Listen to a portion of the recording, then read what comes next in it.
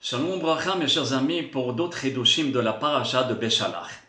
Dans la paracha, on voit un terme que Rashi va nous expliquer. Ça veut dire Hamushim alu bene Israël. Hamushim veut dire ils sont partis armés. Ils sont sortis d'Égypte en étant armés.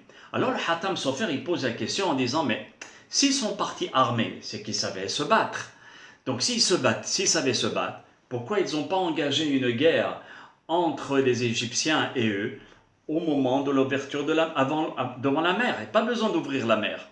Ils auraient massacré les Égyptiens. Parce que c'est sûr qu'Akadosh Baruch Hu leur aurait offert à ce moment-là une victoire pas possible. D'accord? Et que les Égyptiens auraient été effacés au lieu de changer le cours naturel des choses. Écoutez bien ce que nous dit le Hatam Sofer. C'est exactement ce que nous avons dit par rapport aux oiseaux.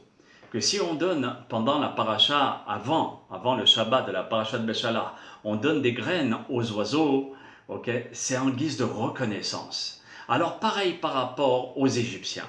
Le Hatam Sofer il dit, ça aurait été vraiment immoral de faire la guerre contre notre hôte. C'est lui qui nous a reçus en Égypte.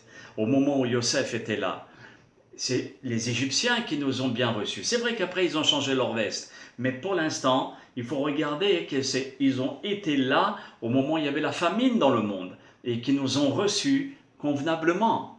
Il n'aurait pas été convenable de se retourner contre eux et de sortir les armes pour les massacrer. Et c'est bien pour cela que la Torah dans Dvarim au chapitre 23, elle dit bien Lot isna et mitzri, ne haïs pas l'Égyptien. Pourquoi? Car tu as été étranger dans son pays et il t'a reçu. Regardez un peu cette moralité, comment la Torah elle nous dit fais attention à celui qui t'a fait du bien. Ne crache pas, d'accord, sur celui qui t'a fait du bien. Regardez la Gemara Baba Kama 72b, Aïn Bet, Amoud Bet, elle nous dit ne jette jamais de pierre, d'accord, dans le puits qui t'a désaltéré. Une façon de dire quelqu'un t'a rendu service, il t'a aidé. Ce serait la dernière chose à faire de te retourner contre lui. Donc d'être reconnaissant. Et voilà pourquoi le Hatam Sofer nous dit pourquoi Akadosh Baruch Hu n'a pas prescrit de faire la guerre, d'accord, sur le champ de bataille devant la mer, mais plutôt de rentrer dans la mer. Et Ve'atem taharishun, vous allez voir et vous allez vous taire et vous allez voir que moi-même je vais faire la guerre contre les Égyptiens, par rapport au mal et les souffrances qu'ils vous ont fait. Regardez la leçon de morale de ne pas se retourner contre celui qui jadis m'a accueilli et m'a fait du bien. C'est important cette moralité. Le Rabbi Yaakov Dioman nous propose une autre réponse. Il dit Hachem n'a pas voulu que les Bnei Israël fassent la guerre. Pourquoi? Parce qu'à ce moment-là, les Bnei Israël se seraient enorgueillis. Et ils ont dit c'est ma force, c'est ma puissance, mon bras qui a valu ce succès.